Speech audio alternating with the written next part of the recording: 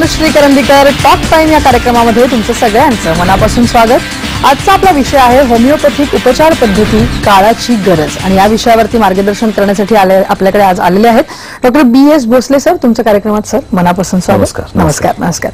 तर आपण जसं म्हणतोय की आपण होमिओपॅथिक उपचार पद्धती काळाची एक गरज या विषयावरती बोलणार आहोत। त्यापूर्वी आपण डॉक्टरांची थोडक्यात ओळख करून घेणार आहोत।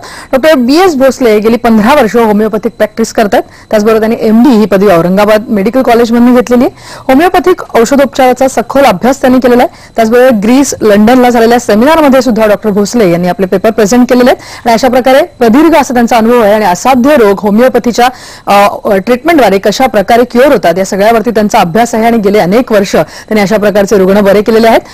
सरांचा संपूर्ण आढावा आतापर्यंत कसा राहिलेला आहे, त्यांचा हा जर्नी कसा राहिलेला आहे ते आपण एका व्हिडिओच्या माध्यमातून आता पाहणार आहोत।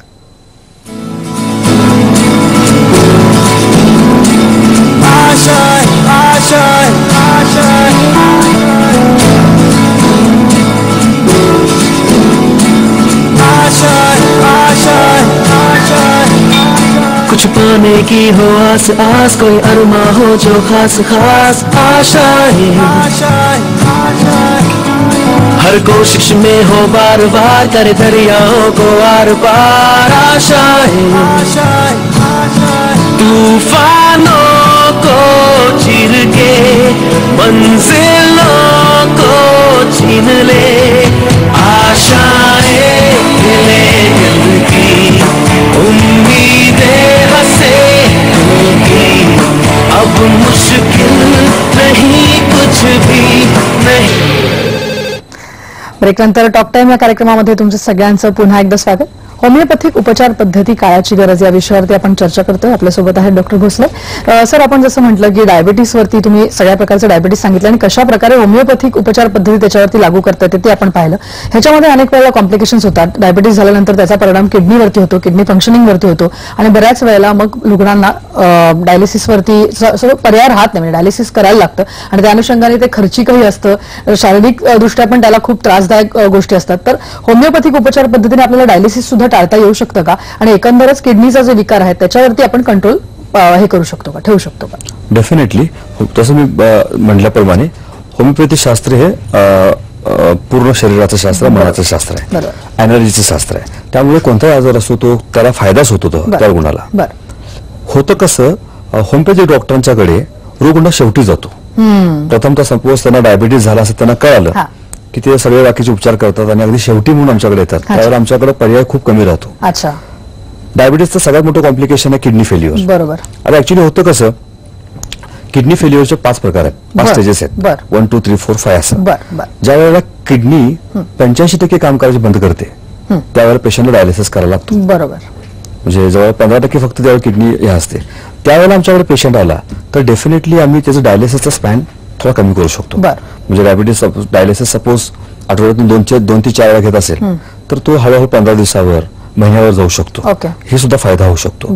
पण माझं रुग्णाला सांगणं असं आहे की डायलिसिस पर्यंत जाऊ नका, तिथे पण वाट पाहू नका, त्याच्या अगोदरच होमिओपॅथिक डॉक्टरांना सल्ला घ्या आणि तुम्ही चांगलं तुमचं आयुष्य जगा। कारण एकदा डायलिसिस चालू झालं की डायलिसिस बंद होणं खूप कठीण आहे। म्हणजे होमिओपॅथिक डॉक्टरांसाठी सुद्धा कठीण आहे, पण त्याची लाईफस्टाईल आम्ही चांगली करू शकतो आणि त्या पेशंटला चांगलं जीवन देऊ शकतो, आम्ही इतकं करू शकतो। पण डायलिसिस पूर्णपणे बंद होईल शक्यता, म्हणजे आय डोंट नो एक्झॅक्टली किती लोकांच्या आम्ही डायलिसिस बरे करू शकतो, पण होऊ शकतं चांगल्या पद्धतीने बरं। बरोबर, नक्की।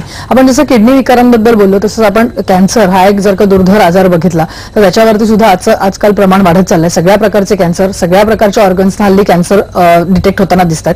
तर त्या अनुषंगाने आपण कॅन्सरवरती सुद्धा होमिओपॅथी वापरू शकतो का आणि त्याचा इलाज कितपत आपल्याला रुग्णांना सुसह्य करण्या इतपत होऊ शकतो का? येस, मी कित्येक वर्ष झालं कॅन्सरवरही काम करतोय। कॅन्सरचे रुग्ण बरेच आमच्याकडे बरे झालेले आहेत। म्हणजे माझ्याकडे अगदी काही लोकांचे फीडबॅक्स पण आहेत की अगदी म्हणजे माझा एक अनुभव असा आहे, मोहम्मद मिर्जा नावाचे एक पेशंट आहेत जे मिरज सांगली तिथे राहतात। त्यांना 10 वर्षापूर्वी सांगितलं होतं की त्यांना फुफ्फुस जठाराचा कॅन्सर आहे, तो लिव्हरला पसरलेला आहे आणि त्यांना अगदी 15 दिवसाची सुद्धा मुदत दिली नव्हती। आणि त्यावेळेला 10 वर्षापूर्वी आम्ही त्याचे रिपोर्ट सगळे बघितले आणि आम्ही ट्रीटमेंट चालू केली।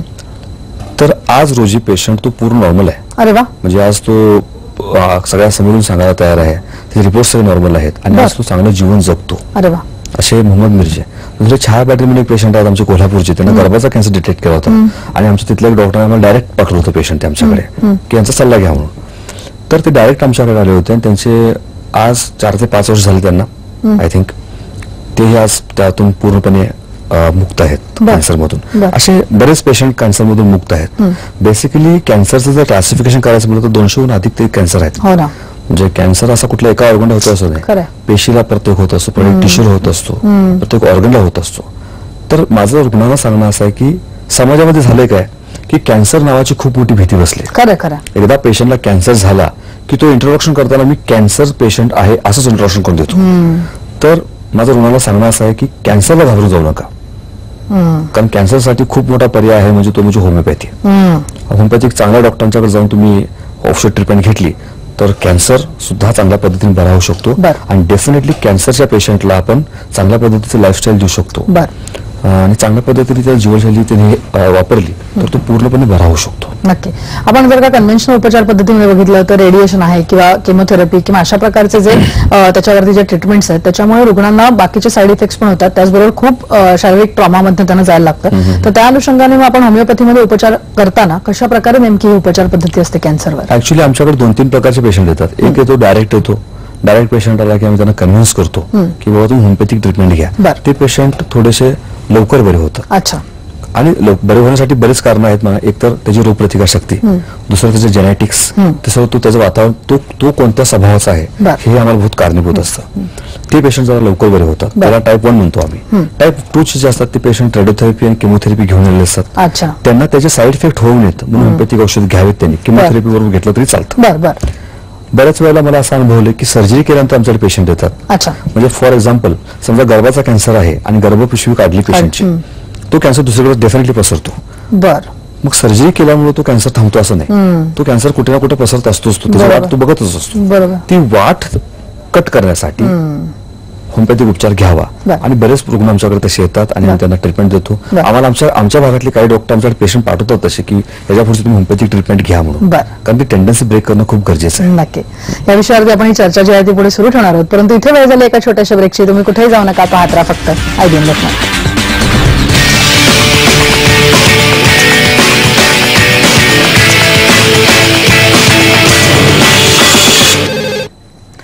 ब्रेकनंतर टॉक टाइम या कार्यक्रमामध्ये तुमचं सगळ्यांचं पुन्हा एकदा स्वागत. होमिओपॅथिक उपचार पद्धती काळाची गरज या विषयावरती आपण चर्चा करतोय. सर, आपण ब्रेकवर जाण्यापूर्वी कॅन्सर असेल किंवा डायबिटीस असेल, ब्लड प्रेशर या सगळ्या आजारांवरती होमिओपॅथिक उपचार पद्धती कशा प्रकारे काम करते हे पाहिलंच आहे, परंतु थोडासा विषय आपण वेगळा घेऊन मला तुम्हाला विचारायचं आहे की आपलं जे गतिमंद मुलांच्या दृष्टिकोनातून काम चालू आहे त्याच्यावरती तुम्ही होमिओपॅथिक उपचार पद्धती करताय, मोफत तुम्ही उपचार त्यांना देताय, तर त्या अनुषंगाने त्याविषयी काय सांगाल? ऍक्च्युली गतिमंद आणि मतिमंद मुलांच्या बद्दल जर बोलायचं म्हटलं तर समाजामध्ये फार मोठी भीती आहे की गतिमंद आणि मतिमंद मुलगा असेल तर आमच्या मुलाचं काय. बरोबर आहे. अशी फार मोठी भीती आहे. पण आमचा अनुभव असा आहे की गतिमंद आणि मतिमंद मुलामध्ये सुद्धा होमिओपॅथी चांगल्या रीतीने काम करते. आता गतिमंद आणि मतिमंद हे आजार कुठले? जेनेटिक आजार आहेत आणि होमिओपॅथी जेनेटिक सायन्स आहे आणि जेनेटिक्सवर आपण ब्रेक करायला सुद्धा होमिओपॅथी फार चांगल्या पद्धतीने काम करतं. आम्ही आता मिरज येथे अजिंक्य फाउंडेशन म्हणून कुपवाडला एक शाळा आहे, ती पूर्ण दत्तक घेतली आहे. खास आम्ही मतिमंद मुलांच्यावर काम करतोय. तिथे असंख्य मुलं त्यातून आता पूर्ण नॉर्मल होत चाललेत. त्यातला एक मयूर नावाचा मुलगा, मयूर वानखडे नावाचा मुलगा, ज्याला म्हणतात ना की काही कळत नव्हतं, त्याला एक काळ होता की त्याला काही कळत नव्हतं, काही बोलता येत नव्हतं, त्याला शिसू कळत नव्हती त्याची स्वतःची, पूर्ण डिपेंडंट होता सगळ्यांच्यावर. तो आज 4 ते 5 वर्षाच्या ट्रीटमेंट नंतर तो पूर्ण नॉर्मल इंडिपेंडंट स्वतः पैसे कमवतो आणि स्वतः घर चालवतो. इतकी ताकद त्याला होमिओपॅथिक औषधांनी दिलेली आहे. अशी बरेच पेशंट आहेत आणि आय थिंक मतिमंद गतिमंद मुलांनी सुद्धा हे होमिओपॅथिक औषध घ्यायला हरकत नाही आणि प्रामुख्याने घ्यावं असं मी म्हणेन त्यांना. नक्की.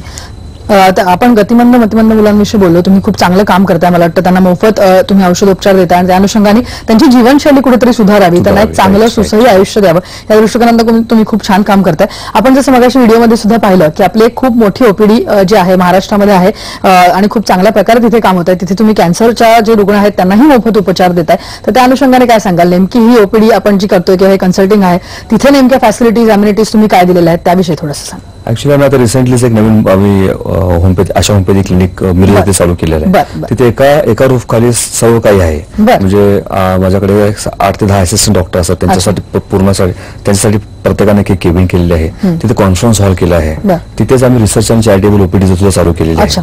तिथे आम्ही लायब्ररी चालू केलेली आहे. पेशंटला राहण्याची सोय केलेली आहे. असं असंख्य एका रूफ खाली आम्ही हे केलेलं आहे. आणि कॅन्सरचं काम आमचं पुण्यामध्ये चालू आहे. म्हणजे पुण्यामध्ये आम्ही एक 25 डॉक्टर एकत्र येतो आणि ब्रह्माकुमारी ऑर्गनायझेशन जे आहे त्यांच्या अंडर आम्ही कॅन्सरला पूर्ण मोफत ट्रीटमेंट देतो. तिथे महिन्यातून एकदा 2 महिन्यातून एकदा जातो तिथे आम्ही. तिथे आम्ही महाराष्ट्रातल्या पूर्ण तिथे लोकांना बोलून आम्ही तिथे ट्रीटमेंट देतो. त्याचंही काम चालू आहे. बरं. आपण जसं बाकीचे रोग बघितले त्याचप्रमाणे स्किन इन्फेक्शन जी आहेत ती पण आजकाल कुठेतरी वाढलेली दिसतात. तर त्याच्यामध्ये एक्झिमा असेल किंवा सगळ्यात मोठा त्यातला घाबरण्याचा भाग जो आहे तो सोरियासिस आहे. तर त्याच्यावरती आपण कशा प्रकारे उपचार करताय? ऍक्च्युली कसं आहे, स्किन जे आहे हे आपल्या निसर्गाने देवाने ठेवताना स्किनला बाहेर ठेवले. म्हणजे काय तर कारण आहे. म्हणजे स्किन म्हणजे आपलं प्रोटेक्शन आहे आपल्या आतल्या इनरच्या ऑर्गन्स. तर सोरियासिस किंवा कोर किंवा आणि एक्झिमा कुठलाही आजार असेल तर तो आजार स्किनचा नाही. तो आजार स्किनवरून थांबलेला आहे. आत काय तर बिघाड झालाय तो स्किनवरून थांबलेला आहे. तर माझं रुग्णांना सांगणं असं आहे की स्किन आजार म्हणून बरं करू नका, त्याला तुमचा आजार म्हणून बरं करा. पूर्ण होलिस्टिक असं ठीक आहे.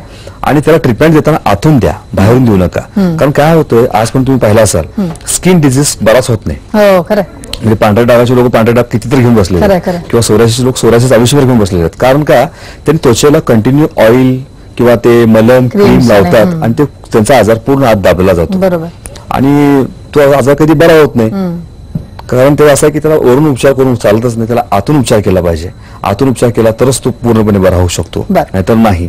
आणि होमिओपॅथी शास्त्रामध्ये स्किनसाठी औषधं खूप चांगली आहेत. नक्की. मला वाटतं आपण आज थोडा जे रोग आहेत सगळे जसं आपण म्हणतो तसं की मोठे डायबिटीस असेल, कॅन्सर असेल किंवा स्किन इन्फेक्शन जसं तुम्ही म्हणालात तसं की जे आत्मन कुठेतरी त्या रुग्णांना पेशंट बनवत असतात. तर त्या अनुषंगाने त्या सगळ्या रोगांवरती कशा प्रकारे होमिओपॅथी उपचार करते हे आपण आज पाहिलेलं आहे. की येणाऱ्या भागांमध्ये आपण कशा प्रकारे एक स्पेसिफिक रोग आणि त्याच्यावरती होमिओपॅथी कशी काम करते हेही पाहणार आहोत. परंतु आज तुम्ही इथे आलात आणि या विषयावरती एवढं छान मार्गदर्शन केलं त्याबद्दल धन्यवाद. थँक्यू. नमस्कार. या विषयासह टॉक टाइम मध्ये आम्ही आता इथेच थांबतोय. नमस्कार.